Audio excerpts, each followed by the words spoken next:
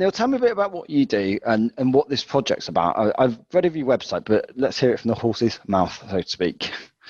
Yeah, so I called it the CyberResilience Project, PSY, and it's really just a recognition of the extent and the harm of stress, burnout, and mental illness in the security community.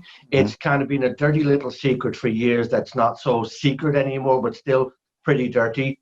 It comes partly from my own background. So I started in security 40 years ago in 1980.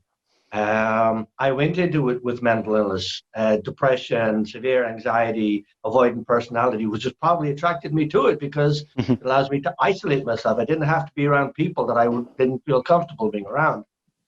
It's partly, and of course, 40 years in security meant 30 years with chronic stress that I left untreated. And a lot of it self-imposed stress. I bid for contracts that I wasn't capable of serving, and I won them, and then it was, holy crap, what if they figure out that I know nothing about encryption, I know nothing about ATM networks, back in the 80s. And the chronic stress led to more mental health issues, to physical health issues, to a suspected heart attack, and so finally I said, I'll burn out before I blow out. And then just talking to colleagues about it, I kind of had this weight lifted off me. I'm really not in security anymore, so I don't really give a crap what people think about me anymore in security. We feel exactly the same way. We've been struggling with it. Our bosses are ignoring it. And I started to think about how can we move stress and burnout from being a personal health issue for security professionals to being an organizational risk that CISOs will pay more attention to. And that's where we're kind of seeing this shift. It's actually creating organizational risk that could be the next breach, your own people, the ultimate insider threat. Is it specific though it's not specific just to CISOs, is it? I think that generally executives are under a huge amount of pressure, right? Or is it, do you think it's particularly bad for the CISO? I think it's bad for the entire security community. I'm hearing reports from entry-level SOC analysts already suffering from chronic stress, already wondering what they got into, right up to CISOs who've been in it for 20 and 25 years.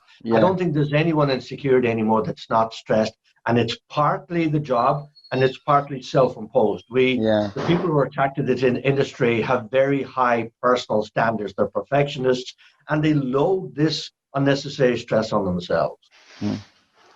Well, so you think that it's almost like a personality thing, that you think the type of people that get into security are prone to this condition, these challenges or these problems? I think it's a mixture. I think we have a very high number of people in the industry come in with mental illness, particularly anxiety, depression, and PTSD, particularly as we get a lot of people coming in from law enforcement and the military, and they have mental health baggage they're bringing in. Sure. And they're kind of hoping that security is the new mission that they can focus on that will take it away. And they don't realize that once you're in the SOC and once you're in that high pressure security job, the pressures are just as bad as they were in your previous career, but just different. You're being shot at in a different way constantly. Right. But even if you don't go in with mental illness, there's the relentless pressure of the job will eat away at any human. Right.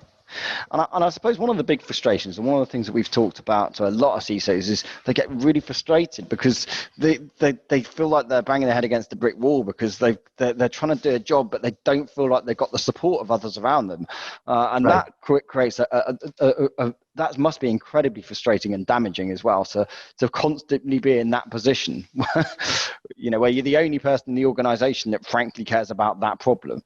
That must be very difficult. You're in the position that if absolutely nothing goes wrong, you get none of the credit. If one thing goes wrong, even if it's not your fault, it's all your fault. Right. And it is absolutely nothing new. I remember late 1980s, I was working with Bank of Ireland, and they had this massive disaster they were trying to plan against. They were going to take their entire national data center and put it 15 feet under the ground because they were worried that a truck bomb could be driven up to the side of the data center, take out the entire bank, take out everyone's ability to get the money out of their ATMs.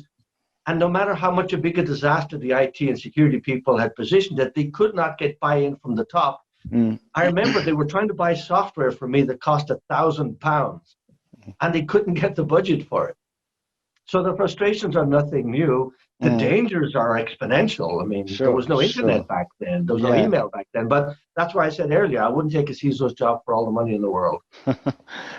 That's fascinating. And what's the answer? I mean, what do you think needs to change to get out of this position? What needs to be different? I can't say anything that a CISO hasn't already heard.